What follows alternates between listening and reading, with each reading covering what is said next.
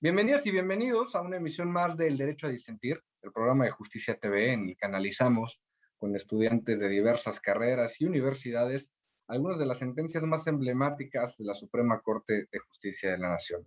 El día de hoy vamos a platicar sobre el ADR 7007, diagonal 2016, resuelto bajo la ponencia del ministro Lainez Potisek. Es un tema muy interesante y que ha estado en boga en últimas semanas porque vamos a hablar de responsabilidad patrimonial del Estado, de indemnización por muerte y de daño moral. Yo soy Alejandro Telles, gracias por acompañarnos. Comenzamos.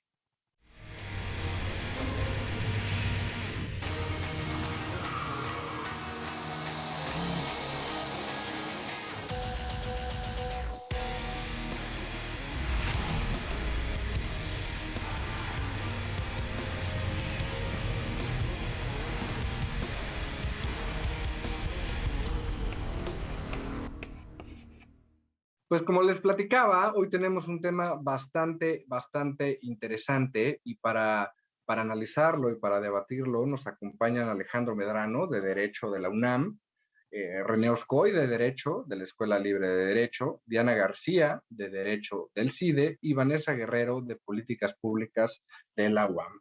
Bienvenidas y bienvenidos, qué gusto tenerlos por aquí para un tema que me apasiona tanto y espero que a ustedes también.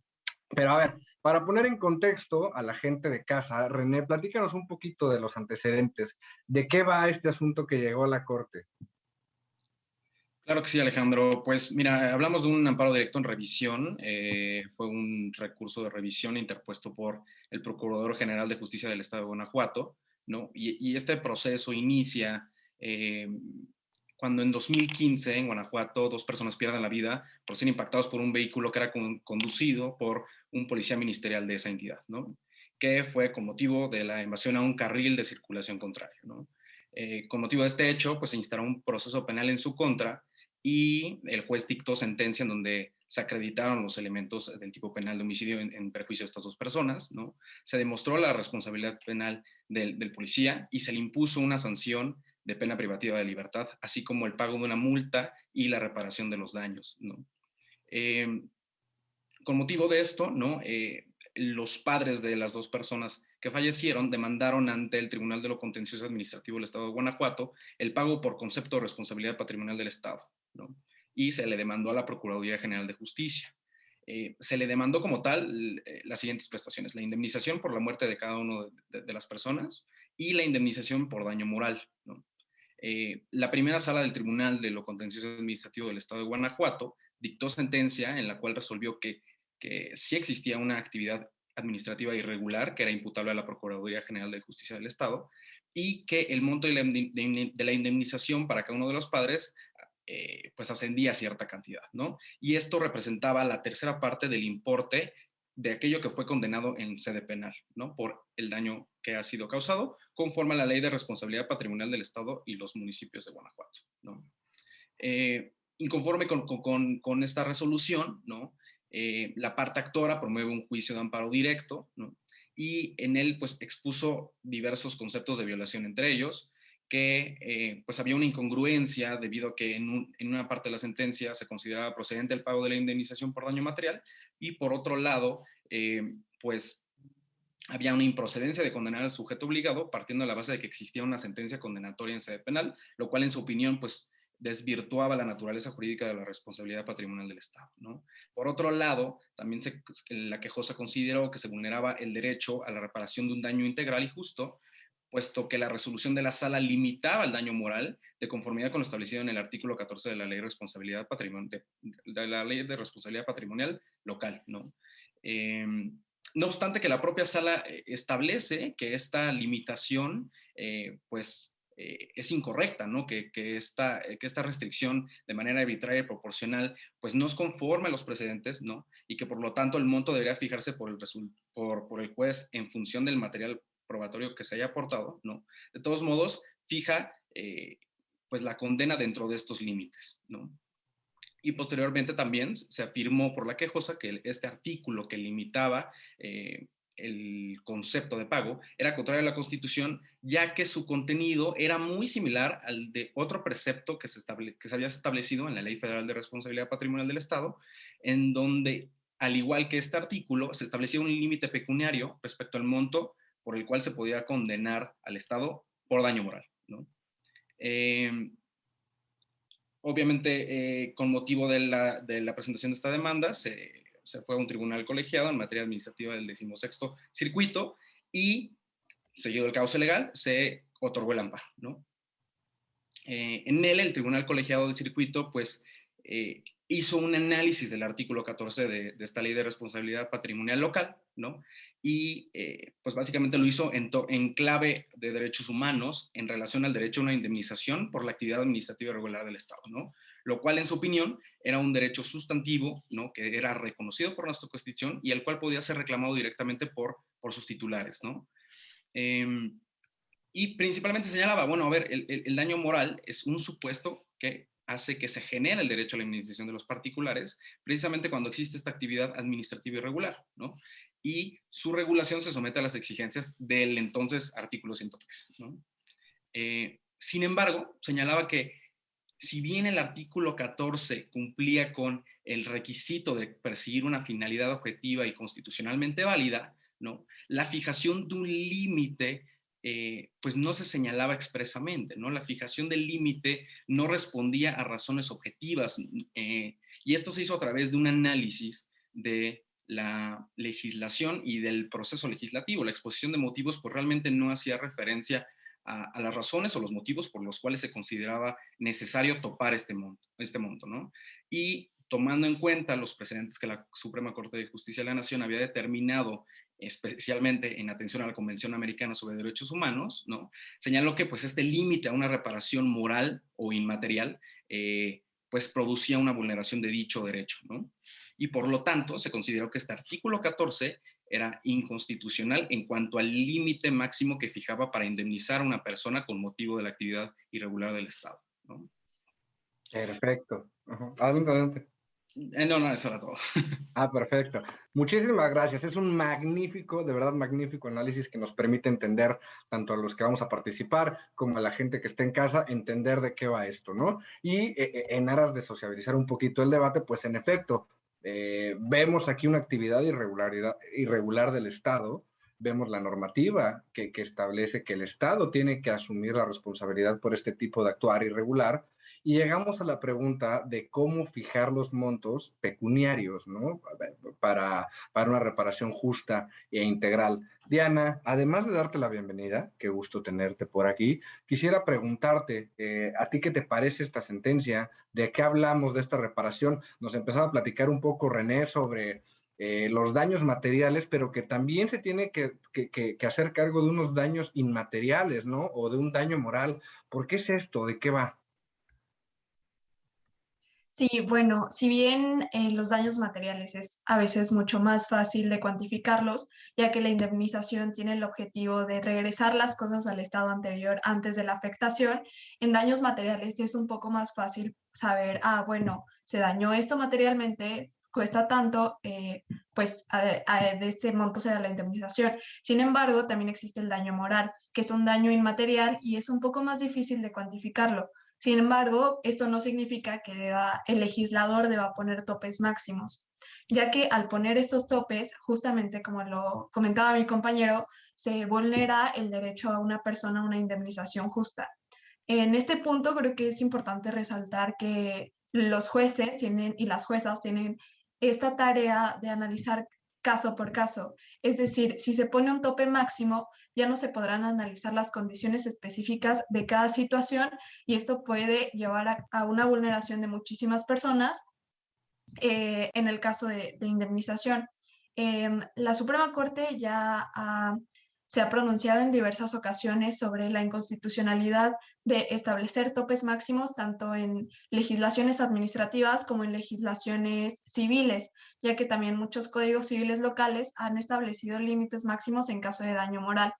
En este caso, siento que la resolución de la Suprema Corte de decir, ¿sabes qué? Sí, es inconstitucional, es una resolución acertada, también que sigue los precedentes que ya ha venido estableciendo.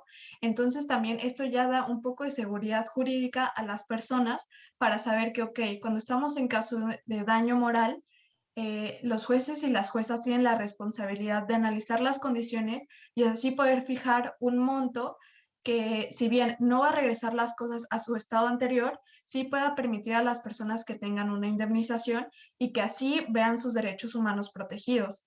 En este sentido, creo que es una muy buena resolución y también es importante destacar que, bueno, la Suprema Corte de Justicia sigue esta lógica de stare decisis, que es, ok, si ya he venido resolviendo que es inconstitucional, pues bueno, seguir en esa línea. Entonces creo que también brinda seguridad jurídica a las personas y por esto considero que es una muy buena resolución del amparo directo en revisión. Ah, perfecto. Y tienes toda la razón, ¿no? Que es importante que no perdamos de vista esto en términos jurídicos de cómo la Suprema Corte va construyendo una línea de pensamiento y también le da cierta regularidad a sus decisiones, ¿no? Esto permite que los gobernados, que es importantísimo, sepan cómo van a comportarse los jueces y los tribunales ante sus pretensiones, ¿no? Es muy peligroso cuando se dan ciertos casos de que en unos casos se pronuncia así y en otros casos se pronuncia en el sentido contrario, pues esto no es benéfico, sin duda alguna, para un Estado de Derecho. Y saliéndome de este paréntesis que me pareció muy relevante, a ver, para una persona que no es abogada o abogado, entonces tenemos que esta actividad irregular, en el caso dio lugar a la muerte de ciertas personas, ¿no? Y son los padres los que vienen a pedir la indemnización. Y con estas dos excelentes participaciones que han dicho, podemos delimitar distintos tipos de daños, los materiales y los inmateriales. Acá, como bien mencionaba René, hay un proceso penal y además se sigue el proceso de responsabilidad del Estado. Y nos comentabas, Diana, que no es posible limitar esta indemnización por daño moral atendiendo al mero contenido de un artículo. Me decías, se tienen que tomar ciertos factores, se encuentran el caso por caso concreto, es el juez el que tiene que analizar. Yo preguntaría ahí, Alejandro, además de darte la bienvenida, siempre es un gusto tenerte por acá, pues la pregunta sería obvia, ¿no? ¿Qué factores, qué tiene que tomar en cuenta entonces el operador jurídico ante un caso así? Buenas tardes a todas y todos. Muchísimas gracias, Alejandro, por la presentación y eternamente agradecido de estar una vez más con ustedes. Respondiendo a la pregunta en concreto de qué factores tenemos que percibir para que el juzgador pueda determinar el valor de la cuantificación de este daño inmaterial, es un tema muy importante que creo que a lo largo de todo el caso se ha desvirtuado. ¿Por qué? Porque se ha prevenido en las diferentes etapas procesales que en este caso en concreto hay una falta de suficiencia probatoria para determinar la valoración del daño inmaterial ocurrido a estas dos personas. Al tener esta falta de valoración probatoria, tenemos un obstáculo epistémico por parte del juzgador para decir, tu daño moral vale esto, ¿no? Entonces, creo que es aquí donde debemos de preguntarnos. Yo estoy de acuerdo completamente con lo que dice nuestra compañera Diana y René, y nuestro compañero René, de que la sentencia es muy buena. ¿Por qué? Porque quita el límite de la tercera parte del daño material al daño moral. Ese es un precedente buenísimo, pero lo que sí se nos está yendo de lado es la valoración probatoria y la suficiencia probatoria. Si no tenemos prueba en este caso en concreto, no nos va a servir de nada tener un límite infinito para la determinación del daño si no lo podemos aterrizar a este caso. Entonces, yo creo que tanto las pruebas periciales, documentales o las pruebas testimoniales que se pudieran ofrecer forman una parte fundamental para encontrar el valor del daño, ¿no? Ahora, debemos recordar que la responsabilidad patrimonial, el procedimiento de responsabilidad patrimonial tiene tres elementos. Por un lado, la actividad administrativa irregular. Por otra parte, el daño de la persona o la víctima que sufrió esta afectación y el nexo causal. Debemos, y es aquí en el nexo causal donde debemos de esclarecer esta fase probatoria para tener un resultado en concreto, desde mi punto de vista. Perfecto, muchísimas gracias. Vanessa, bienvenida a El Derecho de Sentir. Qué gusto tenerte por acá. Platícame, ya con todo este análisis de lo que contiene la sentencia, ¿cuál es tu opinión? ¿A favor, en contra, por qué? Bueno, creo que, bueno, primero que nada, gracias por la invitación y creo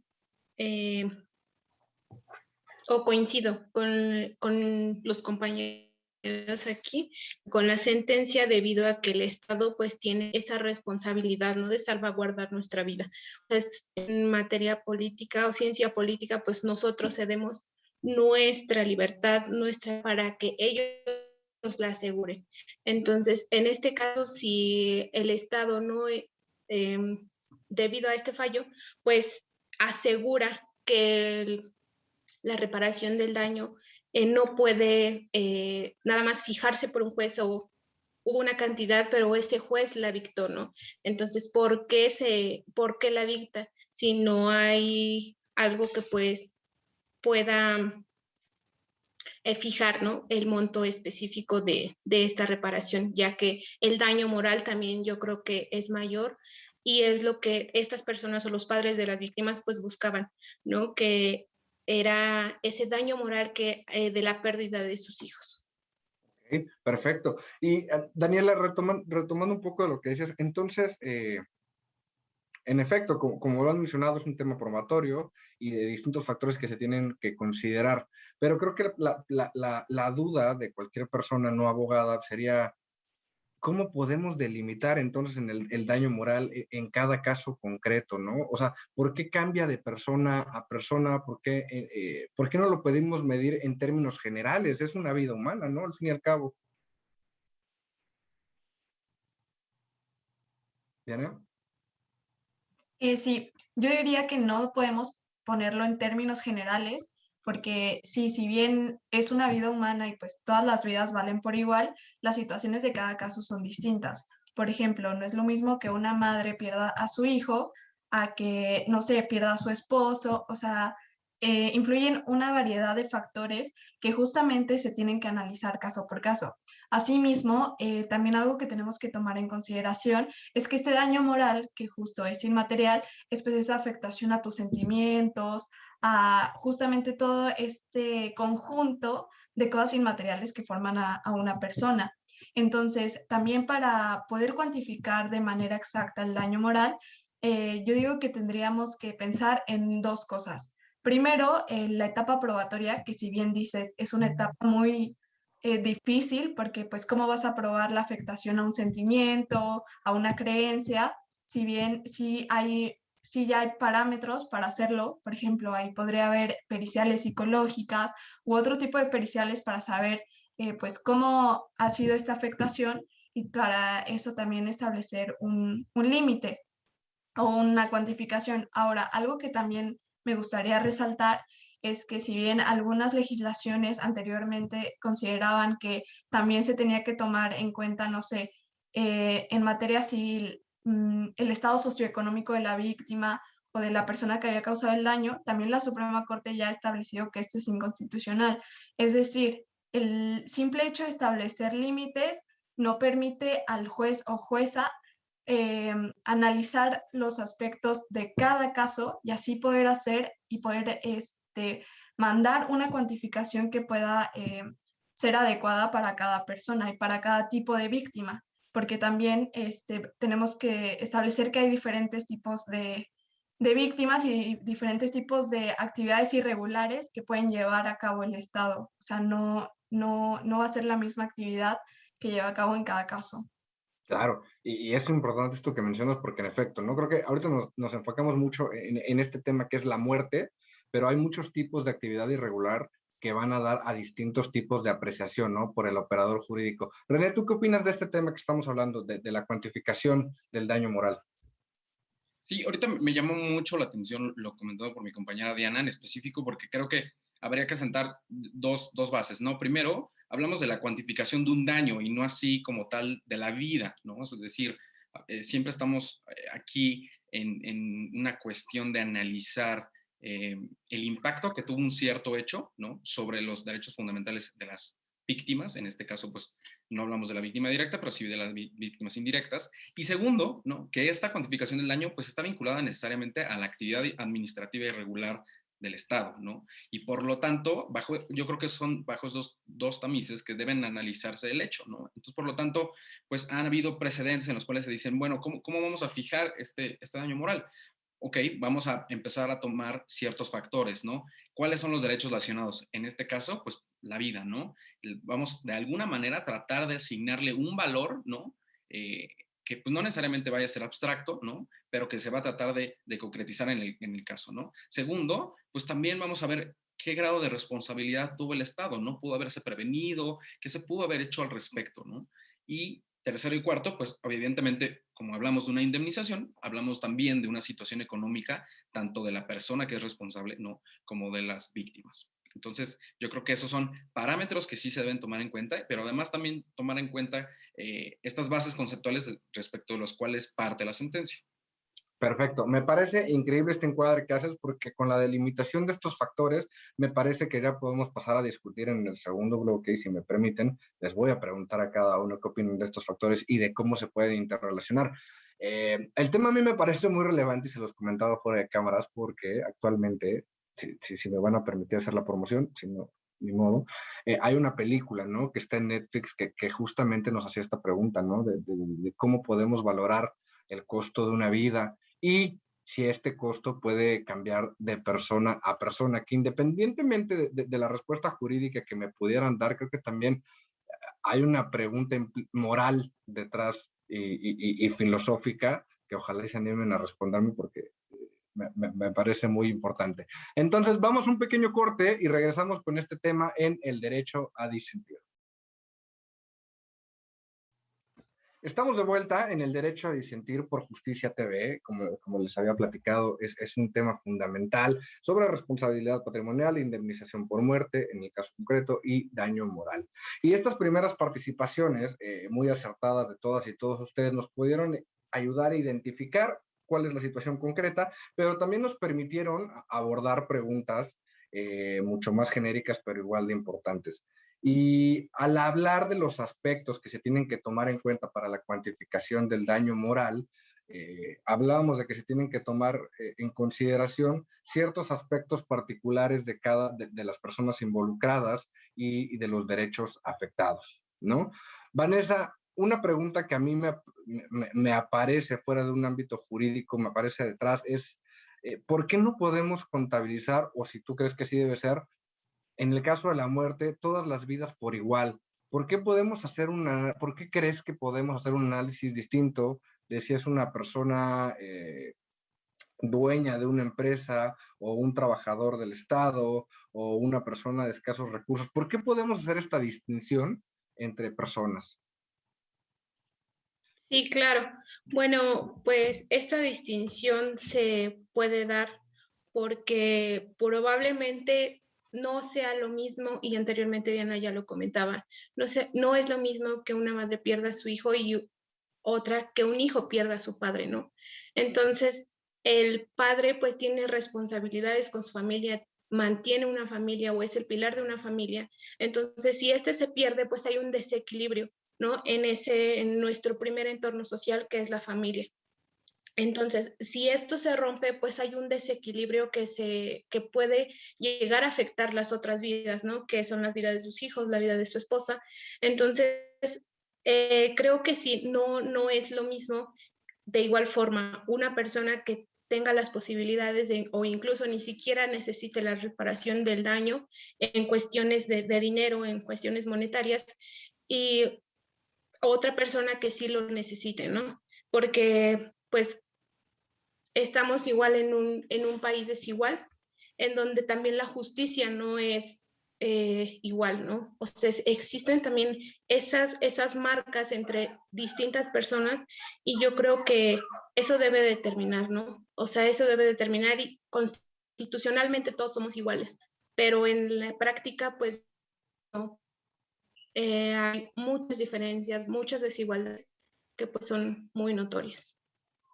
Gracias. Alejandro, ¿estás de acuerdo entonces? Cuando estamos calculando tanto esta afectación patrimonial como el daño moral, eh, ¿te parece justo o te parece adecuado que hagamos una distinción dependiendo, por ejemplo, de la situación económica de la víctima? Creo que me parece necesario.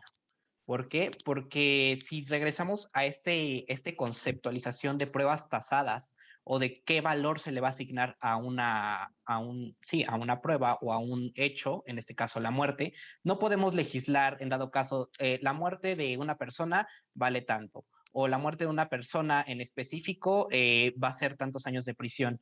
Yo creo que debemos regresar a los principios de la teoría de la prueba, en este caso de la libertad en la valoración probatoria, perdón, en la libertad, sí, en la valoración probatoria de los jueces a fin de determinar, como lo platica muy específicamente nuestra compañera Vanessa, qué es lo que la víctima requiere. ¿Qué tal si no es una cuantificación de dinero? ¿Qué tal si lo que la víctima directa o indirecta, en este caso las indirectas, necesitan para ellos estar tranquilo? Puede ser quizás el mismo reconocimiento del hecho y puede ser quizás derivado de un proceso de justicia restaurativa, ¿no?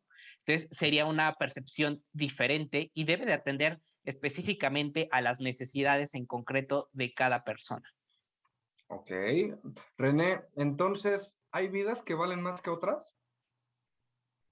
Pues yo creo que, como señalaba anteriormente, no creo que estemos, o bueno, tal vez sea un falso dilema, ¿no? Tal vez no estamos valorando las vidas como tal, ¿no? Porque básicamente y teóricamente no podría hacerse, ¿no? Nuestra teoría de los derechos humanos y constitucionalmente, pues sería una conclusión inadmisible, ¿no? Lo que hacemos es, pues, posarnos un poco más adelante. Ya no estamos hablando de cuantificar vidas. En el fondo que, pues sí, la verdad es que pues, las víctimas te van a decir, eso es lo que vale la vida de cierta persona. Lamentablemente sí, ¿no? Pero no realmente como tal y conceptualmente no estamos cuantificando una vida, estamos cuantificando el daño que se ha producido conforme a la pérdida de la vida, ¿no? Y ahí no, como evidentemente no se reduce a solamente la persona que ha perdido la vida, sino que tiene proyecciones en muchos aspectos y en muchos factores y no solamente se reduce a ella, ¿no? Es por eso que la cuantificación del daño puede variar y debe variar, porque las circunstancias en las cuales una persona se desarrolla y el impacto de su muerte tiene, ¿no? Van a variar en cualquier situación y por lo tanto, pues se ha considerado que su cuantificación tenga que atender a una cuestión, pues, casuística, ¿no? Ok, ahora, híjole, qué importante, pero sí, es cierto, creo que es importante pasar de este falso dilema, porque al fin y al cabo, pues tienes que dar una respuesta, ¿no? Independientemente de lo que mencionas. Ahora, Diana, a mí me causa conflicto y creo que la pregunta sería, ¿cómo le explicas a una persona, probablemente estoy retomando otra vez el caso que platicábamos de la película, pero cómo una misma situación o un mismo incidente puede dar lugar a distintas cuantificaciones para una persona de escasos recursos, para el caso de una persona de escasos recursos y para el dueño de una empresa, ¿no? Que pudieron, en este caso, perder la vida en un mismo incidente, ¿no? ¿Cómo justificamos que esta conclusión que nos da el derecho sea moralmente correcta? Bueno, en primer lugar quiero comentar que, por ejemplo, ahorita se me ocurría que en este caso que estamos hablando de, bueno, las vidas tienen distintos valores, creo que no, pero también la pérdida de la vida se puede dar en distintas circunstancias. Por ejemplo, me imagino una actividad irregular en un hospital donde simplemente no le administran los medicamentos correctos y la persona fallece, pero bueno, tienes todo el cuerpo de tu ser querido, no tuvo como un sufrimiento innecesario o algo así. Ahora, supongamos que una persona fallece por actividad irregular del Estado, pero ni siquiera puedes como ver su cuerpo, porque su cuerpo, pues, no sé, termina en muy malas condiciones. Aquí creo que sí podemos establecer que los daños, el daño moral a los familiares puede ser distinto. Puede ser distinto pensar que, bueno, solamente tu ser querido falleció, pero lo puedes ver, lo puedes como, pues aún como, pues sí, o sea, ver y todo esto, darle como sepultura y todo esto a un caso en el que no. Ahora, conforme a lo que me preguntabas de cómo justificamos esto moralmente, yo creo que es una pregunta súper difícil, si bien existe siempre este debate entre, bueno, el derecho inevitablemente tiene mucho de moral, aunque muchos no quisieran, pero así es. O sea, si regula una sociedad, cada uno de nosotras estamos como llenas de juicios de valor, pues no sé, o sea, ciertos acercamientos morales que inevitablemente va a hacer que regulemos las distintas situaciones de manera diferente. Pero ¿cómo justificar que la indemnización sea diferente para una persona, no sé, un empresario, que para una persona de recursos socioeconómicos bajos? Aquí yo siento que es mucho de lo que hablaba Vanessa, de que también es tomar en cuenta las condiciones de vida, ¿no? O sea, tal vez si un papá empresario fallece, no sé, pueda tener, su familia pueda tener aún todos los recursos para llevar una vida digna, para llevar el nivel de vida que estaban acostumbradas, un buen nivel educativo, un buen sistema de salud.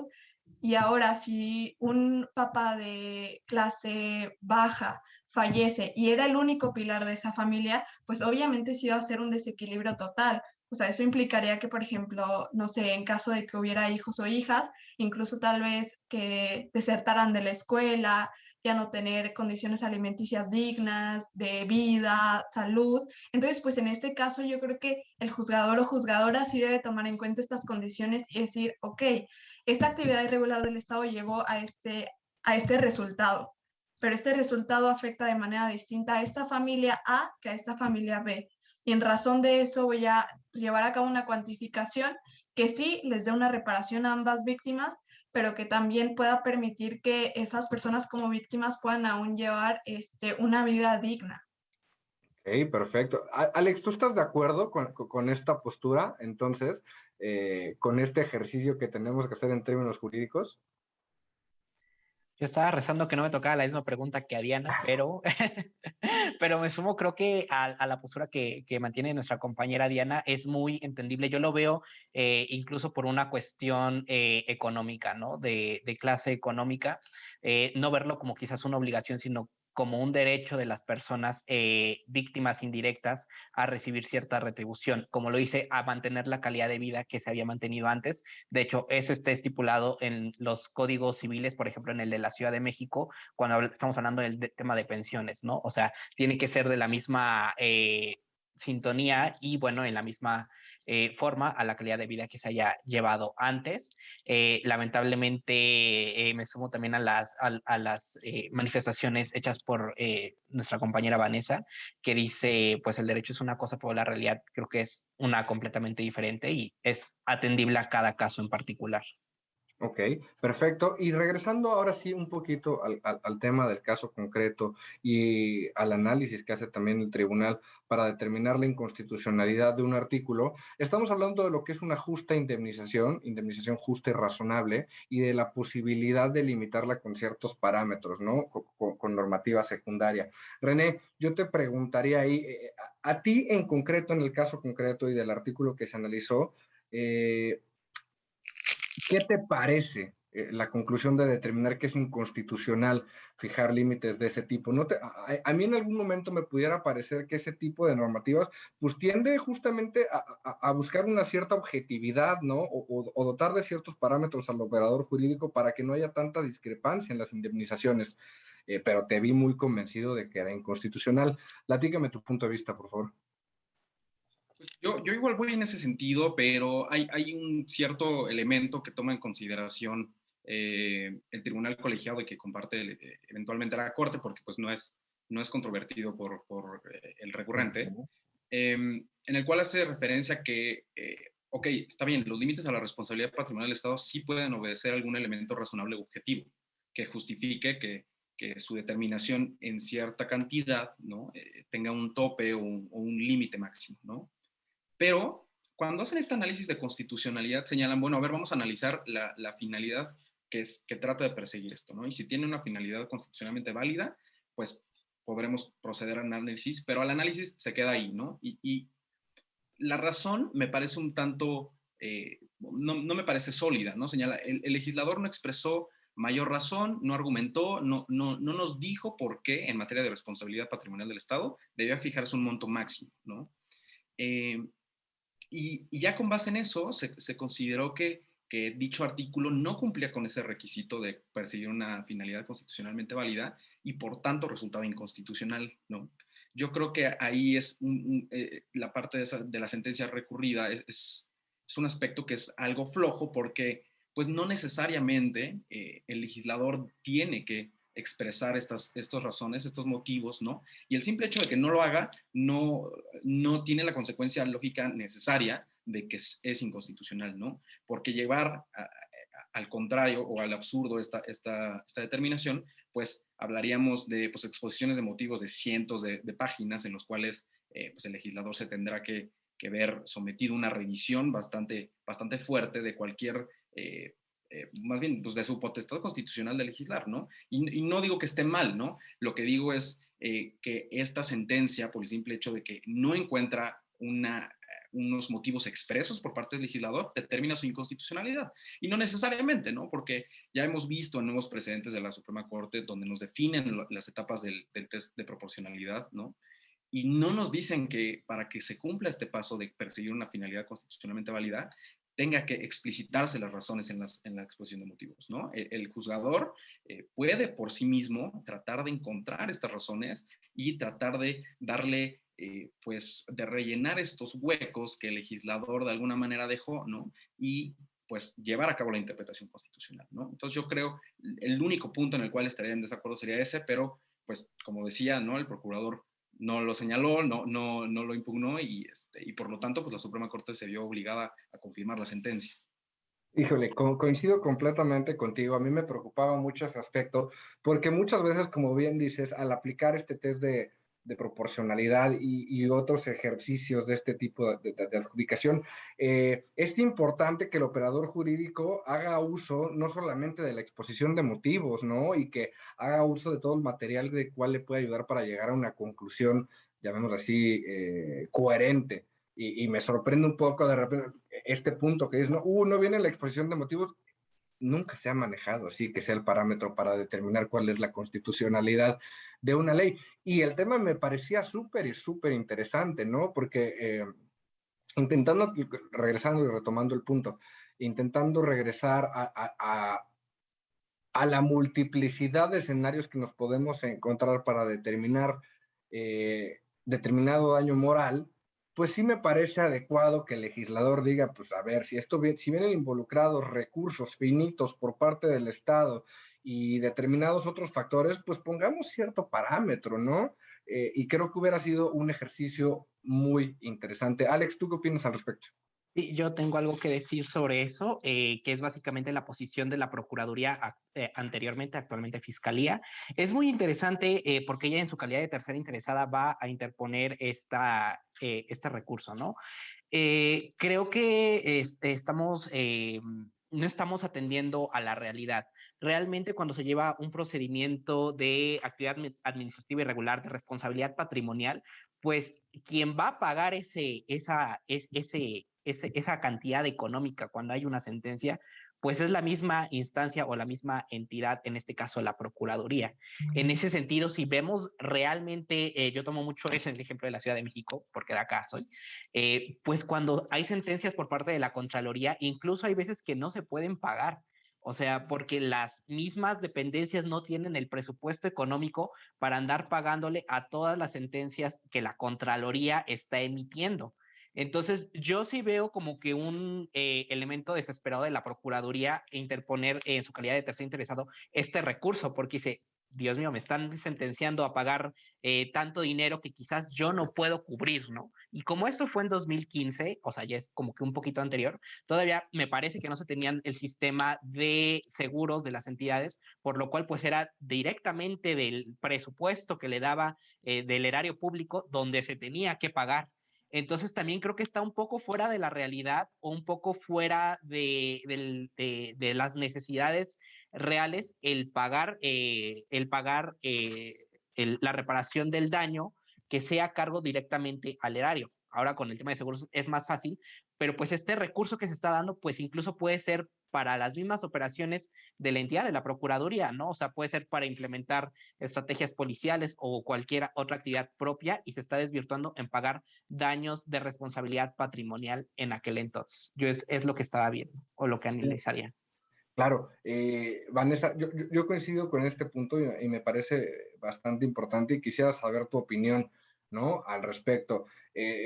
con base en las participaciones y los factores que enunciaba René hace tiempo, pues sí, parece que en sede jurisdiccional, pues buscamos tender a delimitar, ¿no? Pues, a ver, el daño moral lo cuantificamos así, con este aspecto y este aspecto, pero este listado me sigue dejando con la misma discrecionalidad para el juez.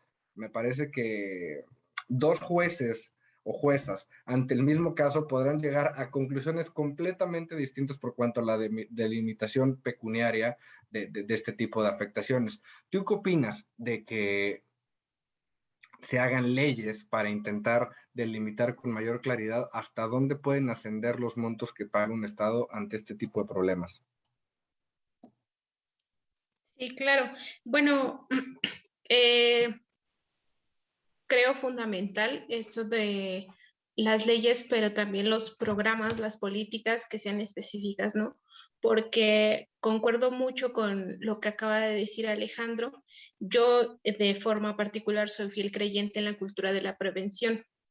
Esto también permitiría que no se llegara a estos extremos, ¿no? De llegar a pagar, tomar el dinero, como mencionaba en este momento que fue del erario. Entonces, creo yo que estas culturas de la prevención, en este caso, las capacitaciones, porque al final de cuentas este policía era un servidor público, entonces le recaen en él ciertas más responsabilidades que fueran otras personas, ¿no? Que fuera otra persona quien haya causado el choque y por eso hayan muerto estas personas, ¿no? O sea, el ser un servidor público pues le generó más responsabilidades, ¿no? Y por ello pues el Estado se vio obligado a remunerar esto, ¿no? A reparar el daño.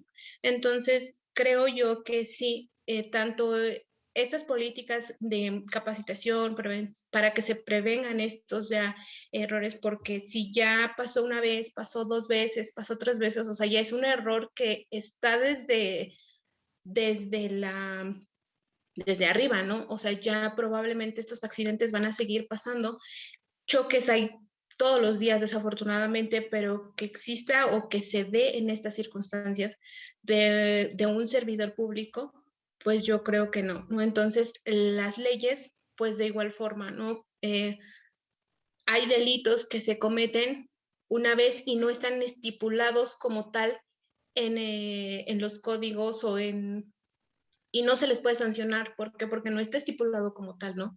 Entonces, si estas leyes existen, pues puede haber mejores resultados o puede atacarse de mejor manera, ¿no? Fíjate, y qué importante esto que mencionas para que lo tengamos bien claro.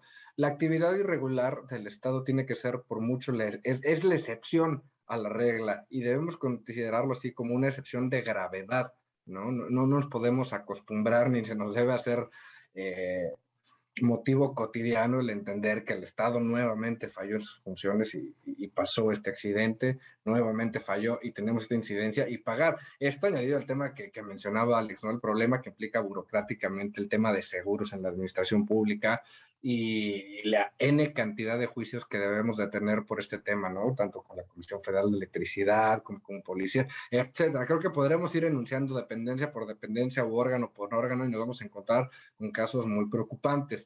Y retomando un poquito este tema sobre la discrecionalidad que pudiera haber cuando le das al operador jurídico este margen de actuación y de delimitación contra la intención del legislador de decir, bueno, pues a ver, hagamos un poquito más chiquita la cancha para que el juez pueda operar. Con esa pregunta regreso en el tercer bloque, vamos a una pequeña pausa y regresamos. Estamos de vuelta en el tercer bloque de El Derecho a Disentir. Hemos analizado bastantes aristas que resultan en suma interesantes sobre este tema de responsabilidad patrimonial por parte del Estado y el daño moral y la responsabilidad por muerte.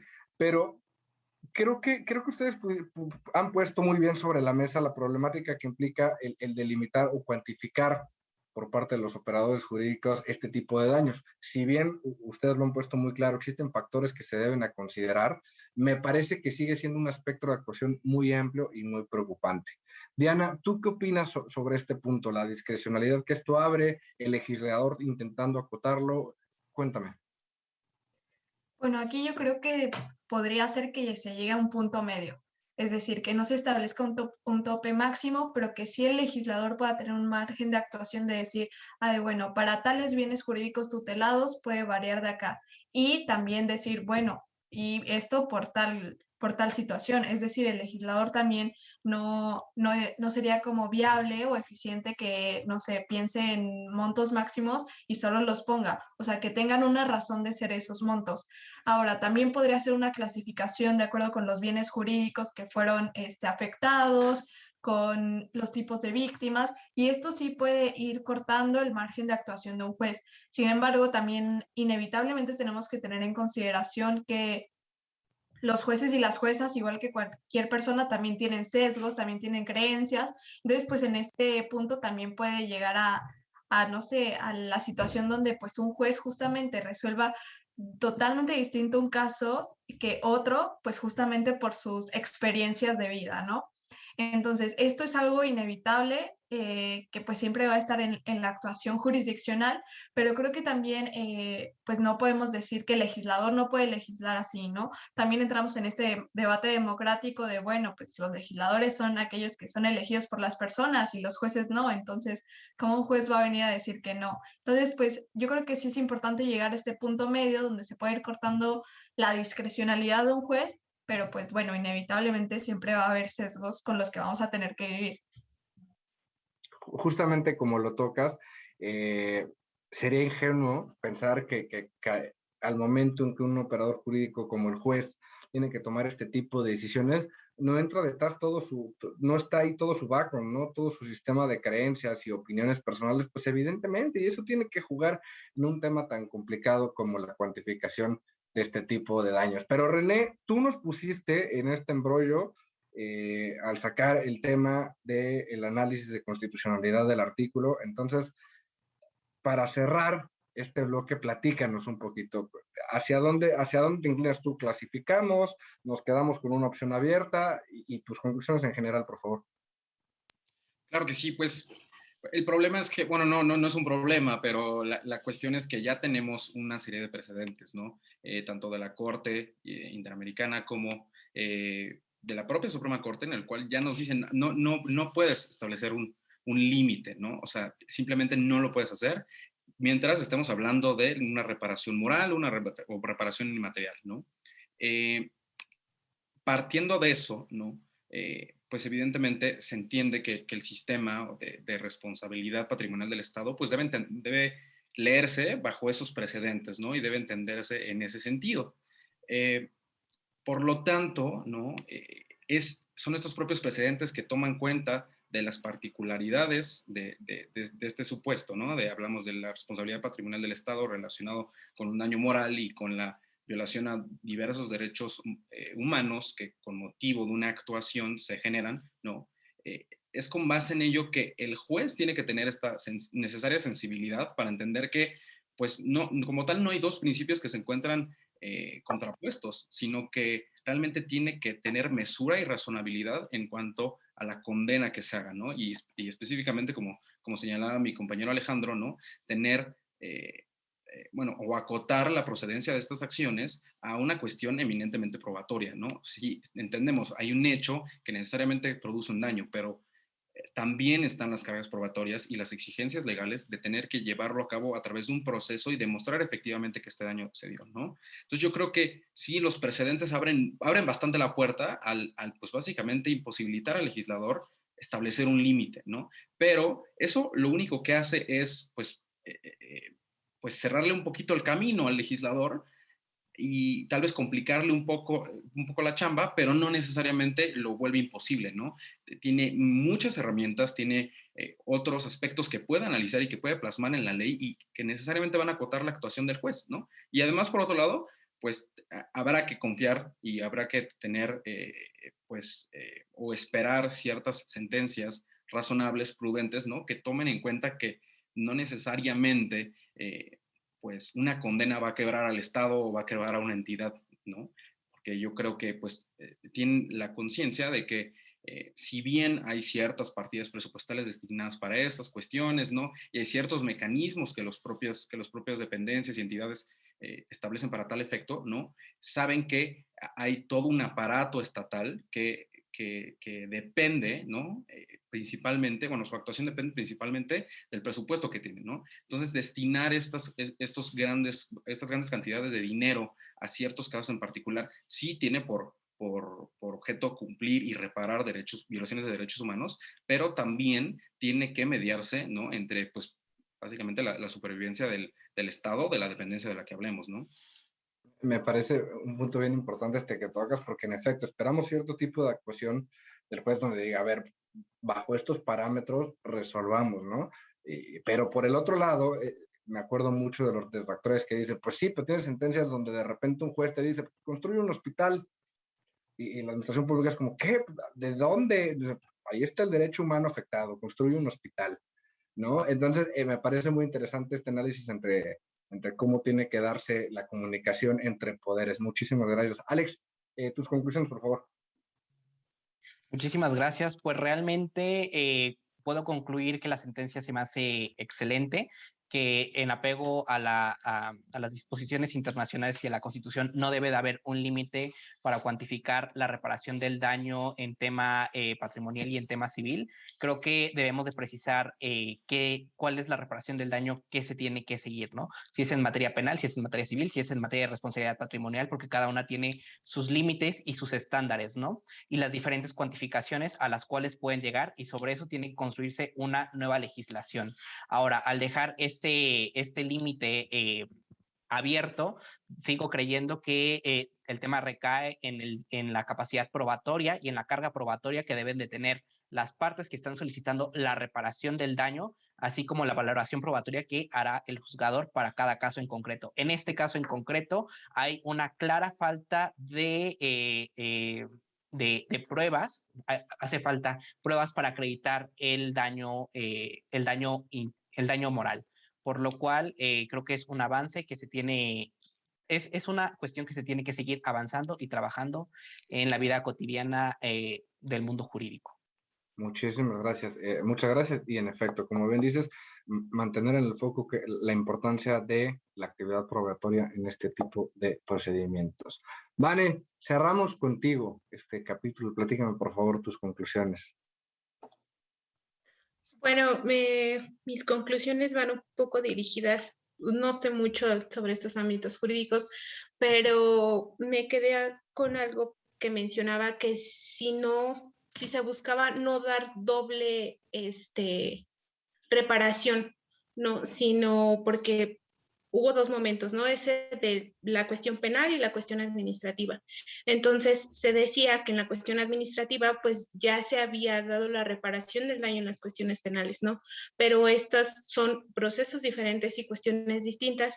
Sin embargo, se hacía alusión al artículo 113 constitucional que menciona sobre los sistemas anticorrupción, ¿no? O sea que me imagino o podría yo deducir que se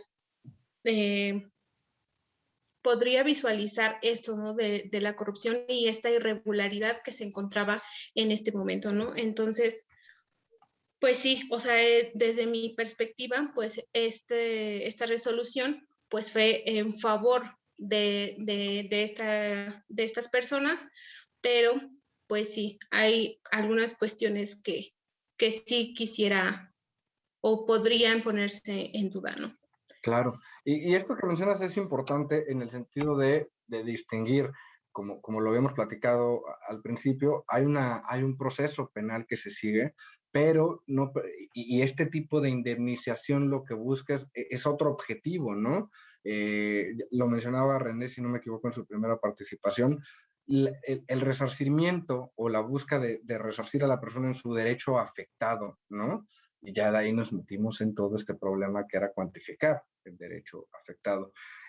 Muchísimas gracias por estar aquí. Me quedo con muchas dudas. Me hubiera gustado poder seguir platicando con ustedes mucho rato más porque es un tema bastante interesante y sus apuntes son muy, muy valiosos, pero nos tenemos que ir. Entonces también a la gente que nos ve en casa les agradezco mucho por tomarse el tiempo. Yo soy Alejandro Telles, esto fue El Derecho a Disentir y nos vemos en la próxima.